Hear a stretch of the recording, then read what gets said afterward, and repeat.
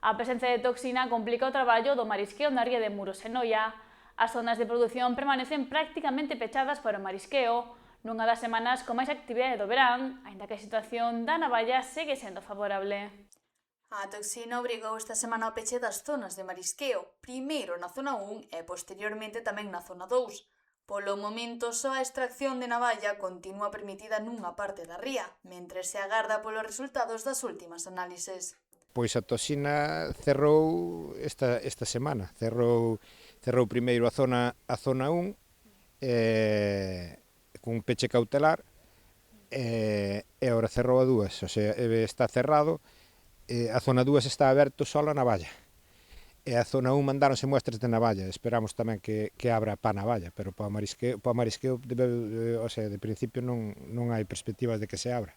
O peche chega, ademais, nun momento especialmente delicado para o sector, coincidindo coa celebración das festas do Apóstolo, unha das campañas máis importantes do ano para os profesionais do mar. Estamos falando da semana máis fuerte, estamos falando de unha das semanas máis fuertes, está o Apóstolo e esta é unha puñeta que cerrara xusto esta semana, pero bueno, as toxinas non se eligen, veñen cando veñen e non queda outra que aceptalo. A situación é diferente no caso da navalla. A pesar dun episodio puntual que obrigou a devolver ao mar 15 kilos por un peche cautelar, as análises seguen sendo favorables e a campaña está a ofrecer bons resultados. A navalla a semana pasada tamén cerrou a zona 1, hubo 2 barcos que foron á zona 1 e devolveu un comprador, devolveu 15 kilos, hubo que devolvela ao mar. O resto non, porque ao ser un peche cautelar teñen a obligación de analizala, pero ese comprador non a quixo analizar e tuvemos que tirar 15 kilos dela ao mar.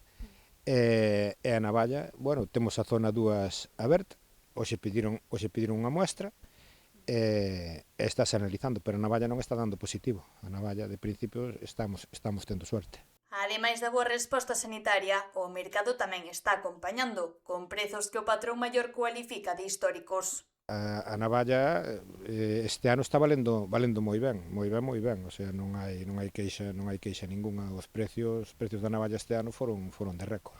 En torno a que giran os precios? Pois a grande, mira, ainda foi esta semana a 24-25 euros, e a outra, a pequena, entre 15 e 17, a mediana pequena. A pesar dos bons prezos da navalla e da ameixa, desde a confraría lembran que mentres continúe o peche por toxina, os mariscadores non poden sair ao mar e, polo tanto, non poden aproveitar unha das épocas de maior demanda do ano. No, a ver, nin a navalla nin a ameixa estalles valendo moi ben. O que pasa é que, bueno, se non podes ir ao mar, a moito que vala non ingresas, pero os precios están sendo moi bons.